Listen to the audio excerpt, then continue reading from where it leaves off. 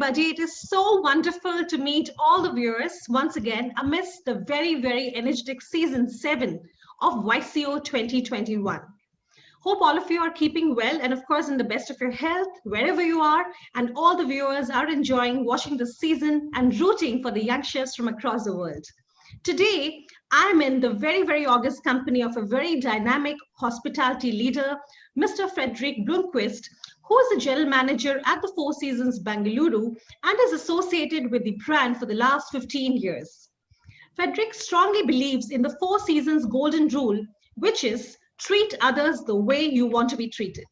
A very, very warm welcome to you, Frederick. And we from IHM want to basically say that how happy we are and how lucky we are to have you today with us in this particular session.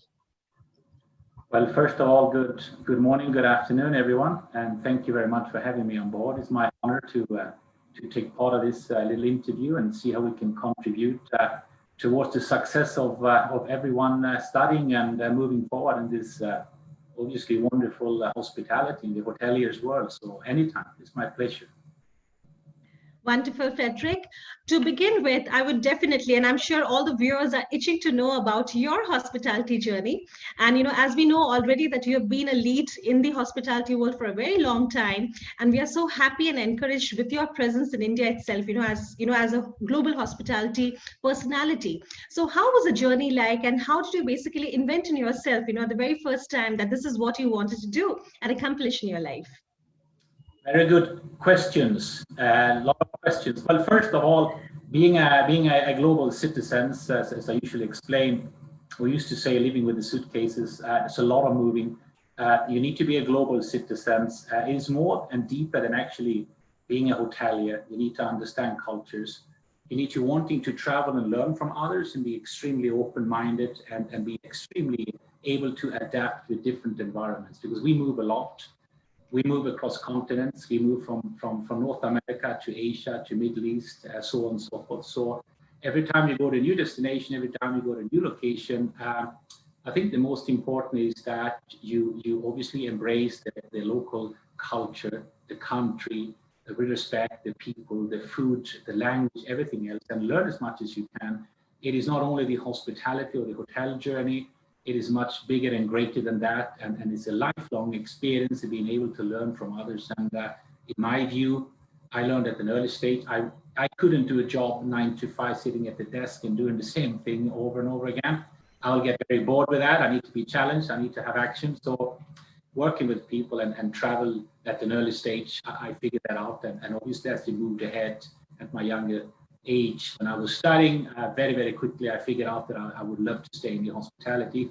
And that's what I have all the passion and the energy, because that at the end is all about the drive, the passion and energy in our industry. So yeah, then the time has flown by so fast and changing so many locations throughout all these years. And it feels like a couple of years ago, to be honest. But yeah, time flies, that's for sure. Wonderful.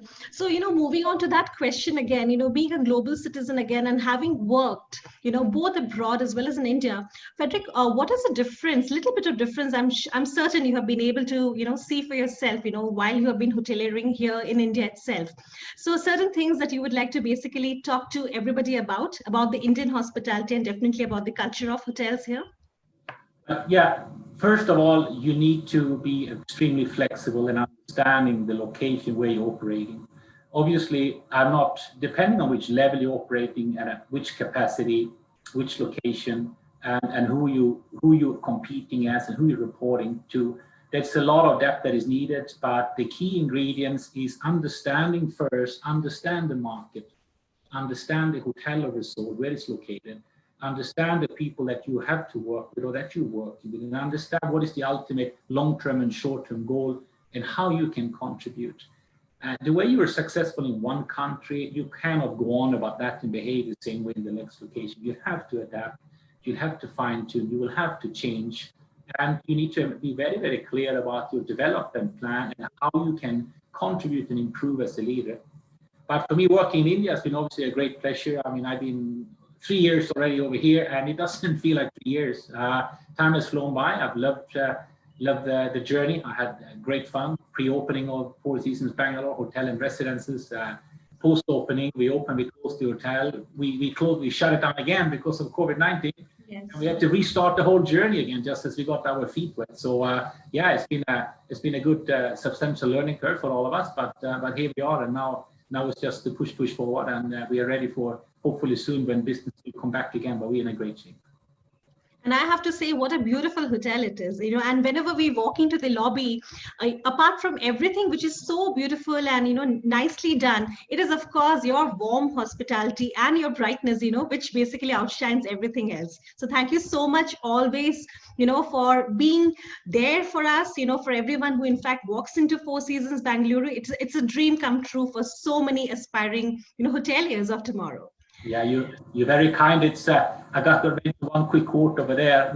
As we always say, from Four Seasons, it is expected the kind of building, location, the high level of product and service that we do provide.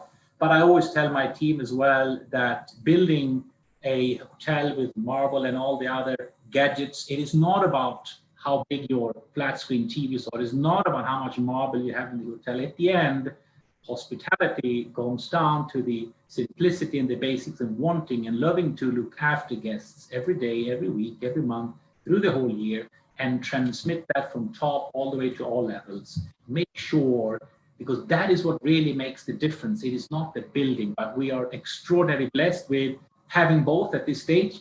So yeah, thank you very much. I'm looking forward to the journey ahead for sure. Absolutely. So, Fredrik, to start with, my first question to you would be: the last year has been, all about new learnings and evolving trends. Moving forward, hospitality will definitely be looking for specific traits and potential candidates. According to you, what would this be?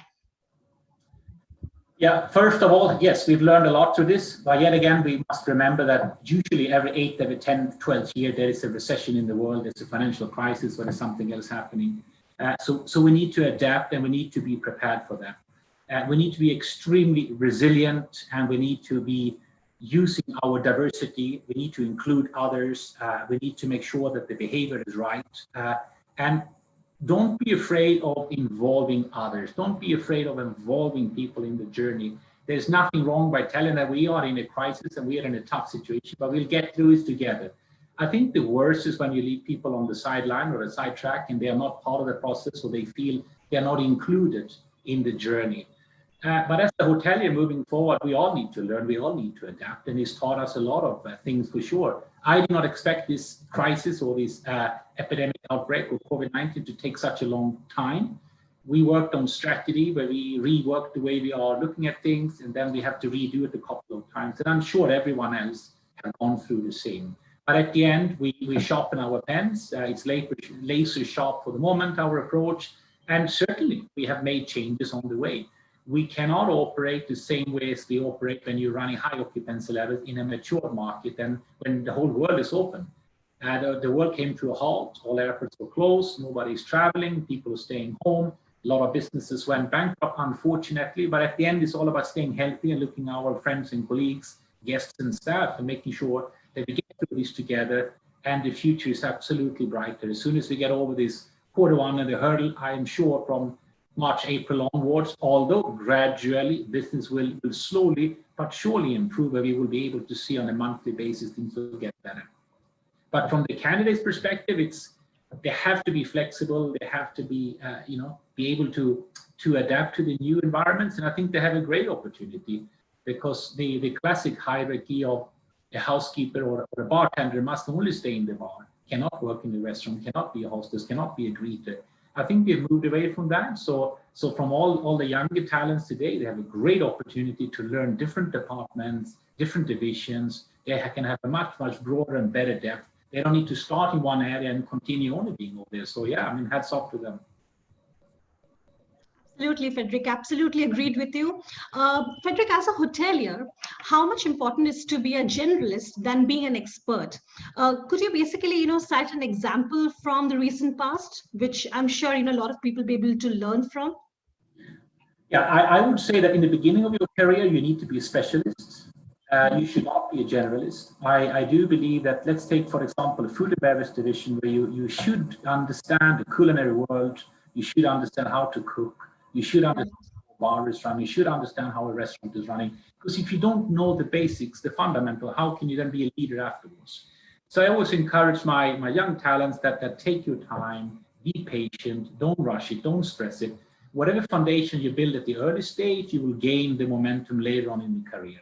If you try to rush or brush over it, you will, I wouldn't say pay the price, but you will not be able to flourish and to grow as a senior leader as fast as you wish to do. So at the beginning of the career, be patient, be specific, and learn a lot. Later on in your career, when you get more responsibility, dealing with 5 staff or dealing with 500, at the end, the technicality of you will have to be a generalist.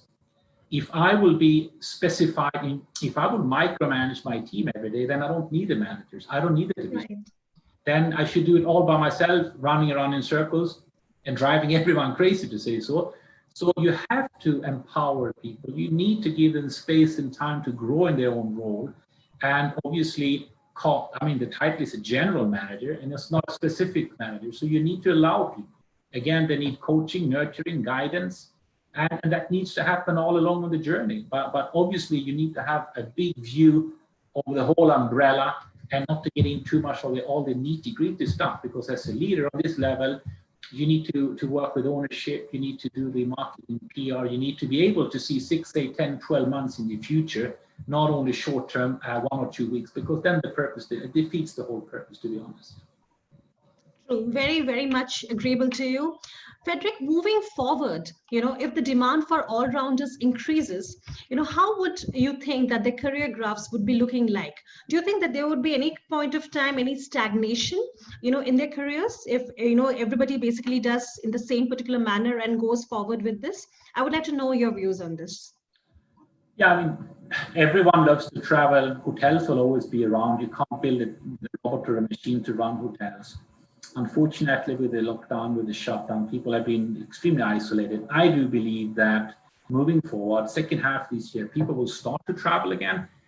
Touch wood, depending on the acceleration of getting the vaccines out, but people will start to travel in an accelerated speed. People want to explore more, people want to be out more, people want to see more, because they will remember this period. It was good and bad, but we learned a lot as well. They have to be resilient and patient. So for young hoteliers, it doesn't really matter which division of the department they're working in, but staying there, work hard, stay focused, show the energy and the passion. There will be plenty of opportunities for everyone out there to grow in their life and in their career, right? But not to be in a rush, be patient about it. And depending on which location they work, being in India or being in fantastic Bangalore or New Delhi or Mumbai, or if they have a great opportunity to go abroad. Every experience is unique. There is not a specific pattern you can say that if you do A, B, C, D, you get to the equal to the bottom line or to the finish line. It doesn't work that way. But if everybody is trying the best every day, look after the guests, learn as much as they can, be open-minded, be flexible, then everything else will come along the journey. Nobody needs to really worry.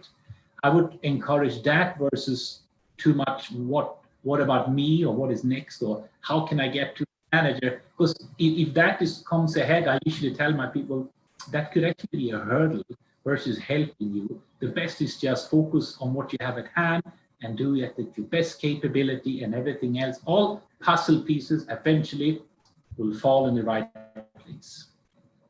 So wonderful. I'm certain everybody who's actually watching this conversation today, and of course hearing you out, has potentially so much to take away from this, and definitely with a lot of positivity from your end. So Fredrik, as we come, of course, we are at the last leg of the session today. Thank you so much for, of course, in this particular bright Tuesday morning of, in India, of course, in Bangalore, where we are with a very beautiful weather, you've been able to give us your prized moment in time. So as we, in fact, come to an exit, Fredrik, I would like to basically, carry on a message from your end for all the young chefs who are actually cooking, at different rooms right now from all over the world, in fact, participating in the Young Chef 2021. Your message for them.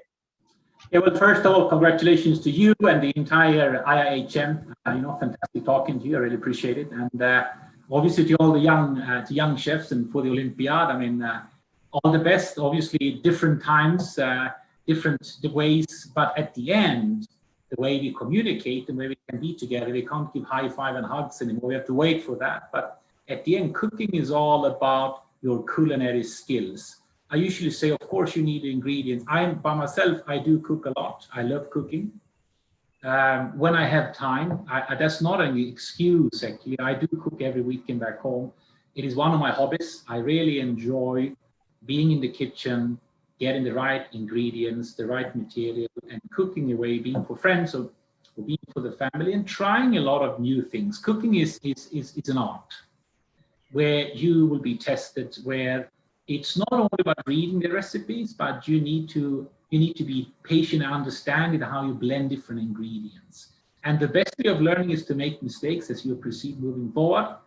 But as with everything in hospitality, and especially in the kitchen, that don't try new things, and the passion and the enthusiasm and the energy wanting to learn and develop is absolutely the key to it. And try, if you're excellent, exceeding in one cuisine, go and try a different cuisine. Maybe not for the Young Chef Olympiad if you want to try to win it, but as a whole, the more cuisines you learn, every country is unique. Every country has so many different ranges of cuisines. A lot of people, if you talk about Italy, there's the Italian food. Well, it's not only Italian food. Every region is unique and different.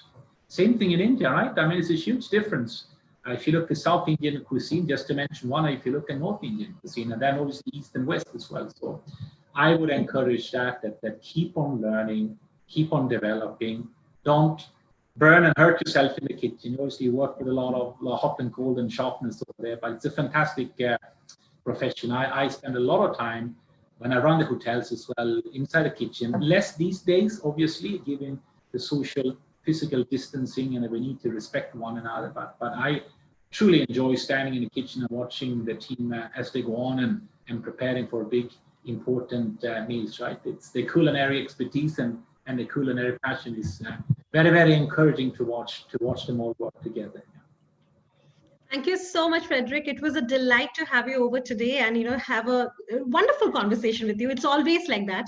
It's always like that, so much of positivity I myself get after speaking to you in length. And thank you for today. Thank you for this wonderful support that you're giving us, from Four Seasons for the last so many years now. And with your encouragement, I'm very, very sure that the young chefs who are right now cooking off would be definitely learn a lot in life.